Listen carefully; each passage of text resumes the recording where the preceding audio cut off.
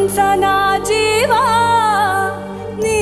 ನುಡಿಸಿ ಆಡಕ ಢಮರು ಆಗ್ಯಾವ ಯಾಕ ಶಿವಲಿಂಗ ನಡೆಸುತ್ತಿ ಹಿಂಗ